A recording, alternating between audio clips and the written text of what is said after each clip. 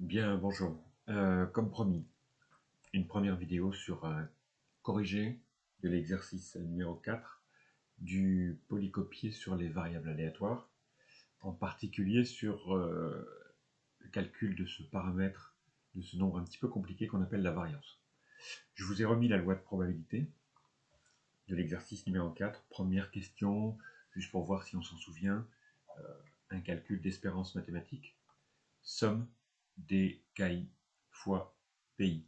Donc, par rapport à nos anciennes notations, ça c'était ce qu'on appelait les XI, et ça c'est ce qu'on appelait les PI. Voilà, donc parfois c'est XI, parfois c'est K. Bien, donc moins 2 fois 0,3, 1 fois 0,1, 3 fois 0,2, 5 fois 0,1, 8 fois 0,3. Espérance mathématique. Ici, moins 0,6 plus 0,1 plus 0,6 plus 0,5 plus 1 fois 3, 24 divisé par 10, 2,4. Bien, qu'est-ce qui reste dans tout ça? C'est pas la peine de faire tous les calculs, surtout quand il y a des simplifications. 0,5 plus 0,1, 0,6 plus 2,4. Espérance mathématique 3.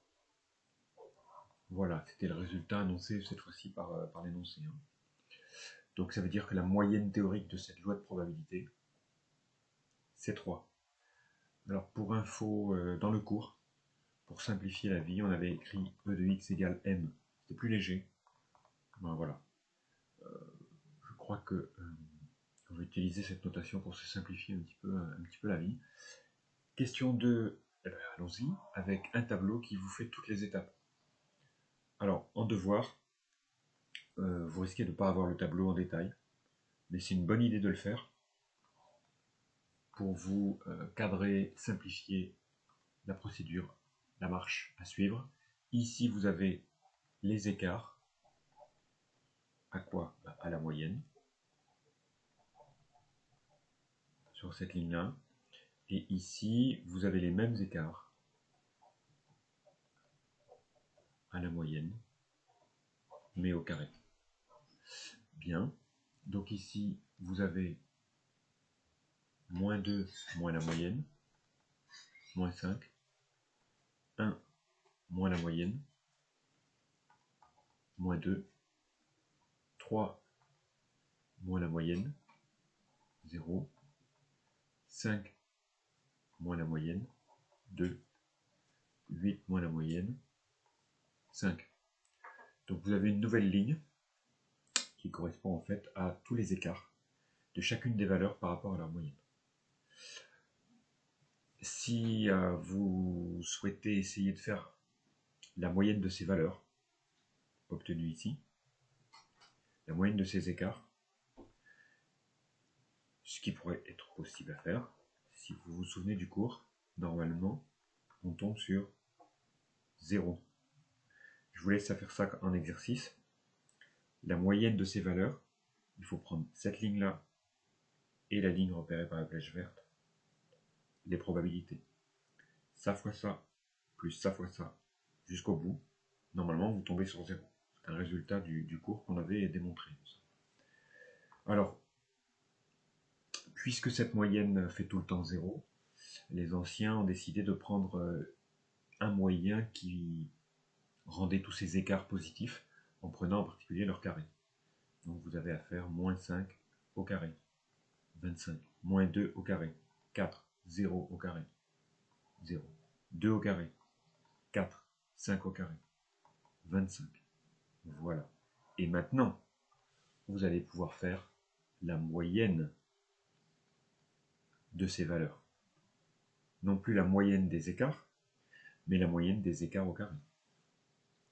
Et comme ça, vous rentrez dans un calcul de variance qui théoriquement est égal à ça. Voire même on met parfois des petites parenthèses. Ça va vous en faire beaucoup. vous pouvez, notation acceptée, écrire que vous voulez la moyenne de ces carrés. Voilà.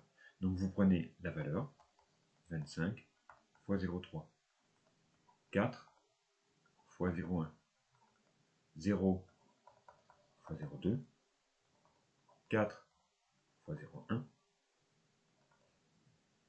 25 fois 0,1. Vous allez avoir donc une variance. Alors multiplié par 0,3, vous multipliez par 0,1, 25, ça fait 2,5. 2,5 fois 3, ben, ça fait 5 plus 2,5. 7,5. 4 fois 0,1, facile. 0 fois 0,2. Encore 4 fois 0,1. Et, ah oui, 25 fois, ici, petite erreur, je gomme, je le mets en couleur. Faites attention ici, là. C'était un 0,3. En fait, comme ici, là.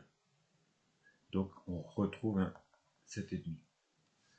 On a, pour finir, une variance de 7,5, 2 fois 15, plus 2 fois 0,4. Voilà. Vous allez avoir une variance de 15,8. Voilà. Alors, je vous avais dit dans le cours, si ici c'était des euros, en couleur. Si ici il s'agissait d'un jeu avec ce genre de perte, c'est très intéressant pour vous, hein. Une moyenne de 3, ça signifie que vous pouvez espérer gagner en moyenne 3 euros par partie, c'est très intéressant. Il faut jouer beaucoup, plus vous jouez, plus en moyenne vous gagnez 3. Alors peut-être que vous ne voyez pas dans mon... Là, peut-être c'est mieux, j'étais hors cadre. Donc ça veut dire que si c'est des euros, la variance serait des euros au carré. Peu de signification.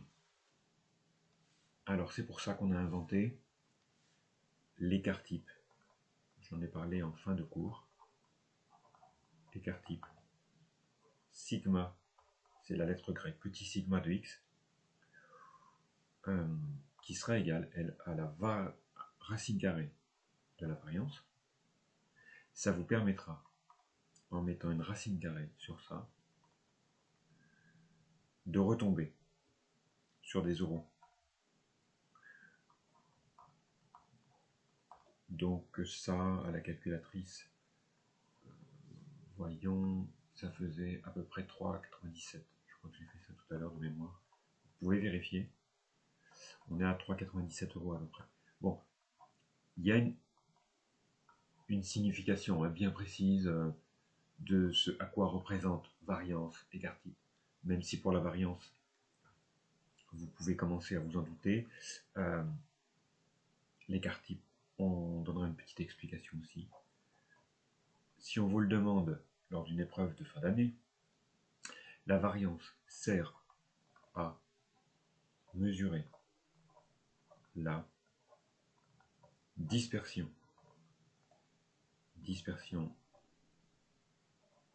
des valeurs. Lesquelles? Celle-ci. Moins 2, 1, 3, 5, 5 et 8. Voilà. Plus la variance est grande, plus les valeurs sont dispersées. Voilà.